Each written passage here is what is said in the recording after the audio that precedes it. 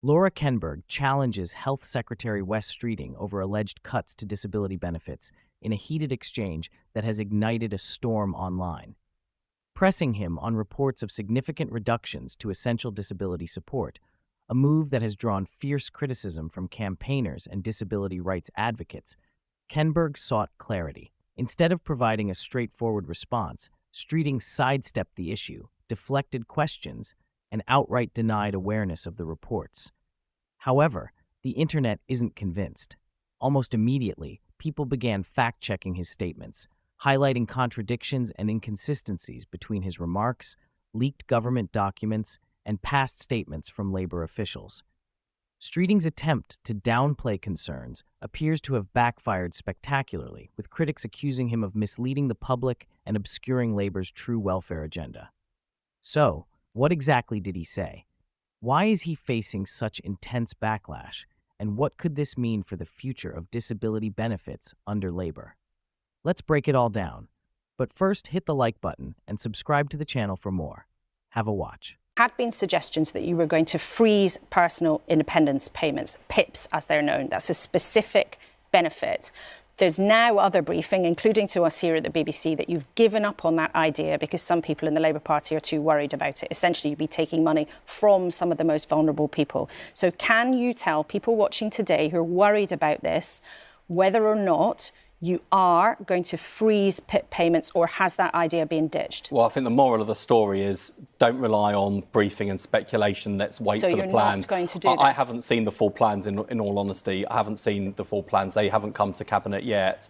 But what I do know is that the Work and Pension Secretary wants to support people who need help the most, and we've got to make sure that there is a wider range of support and that everyone's playing their part, including me, because, you know, with those levels of illness, for example, if I can help people back to health, in many cases I'll be helping them back to work, and that's what we'll do. But this is a really important specific point. Can you confirm that this is not going to happen? You are not going to freeze PIP payments? Well, I haven't seen the proposals, but I think you've seen the briefing, you've seen the speculation. I think the moral of the story is wait for the plans, because of course we need to make sure we've got to make sure the welfare system is sustainable. There are 1,000 people signing on to PIP every single day. Those 3 million people who are shut out of the labour market because of long-term illness, I mean, that's a population the size of Greater Manchester. So you can see the scale of the problem. And it's a bit, as I've sort of, you know, talk a lot to Liz Kendall, who's a good friend of mine, as I talk to her about the scale of the challenge she's facing in the welfare system and what you pointed to there, which is the long-term pressures and costs. It reminds me quite a lot of the NHS, which is if you just continue on the trajectory we are now, if you don't start to bend that curve of cost and demand on the system, it becomes unsustainable, either unaffordable, or it won't have the political support it needs from the wider country. And we're going to come to your NHS changes in a minute. And so we've got to reform the system in order to make sure it's still there for people as both a safety net, but also a springboard back to work for those people who can work, want to work.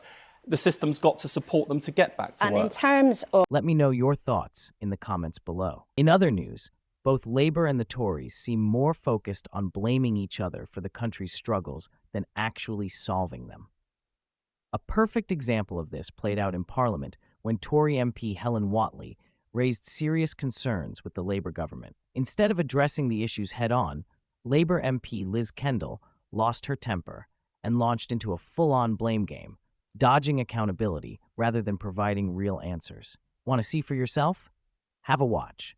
We now come to Shadow Secretary of State Helen. Thank you, Mr. Speaker. Back in the autumn, the Right Honourable Lady said, "We will not allow young people not to be in education, employment or training." How is it possible then that since Labour have been in office, there are 100,000 more young people in exactly that situation? She had 14 years to solve this problem, and their record is clear. Nearly 1 million young people not in education, employment or training, 1 in 8 of all of our young people. Young people with mental health concerns are out of work now reach 270,000.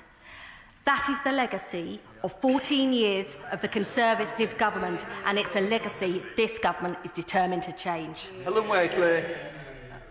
Mr. Speaker, I said since the party opposite have been in government, the answer is because of her Chancellor, her tax on jobs, her economic mismanagement.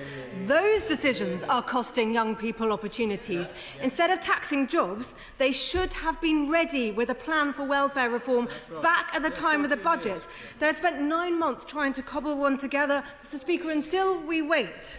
Why did the Right Honourable Lady not make any plans in opposition, and does she regret that? The Secretary of State. Members opposite had no plan. Even their own former Chancellor admitted the numbers were made up. The only thing that they did put forward, proposals on the work capability assessment, have recently been ruled illegal by the courts. No plan, but a clear record, leaving people behind, writing them off and putting them on the scrap heap. But this Labour government will turn that round, get people on a pathway to success and get our country on the pathway to success too. Joshua Reynolds. So what are your thoughts on this? Let me know in the comments below. And don't forget to hit the like button and subscribe to the channel for more updates.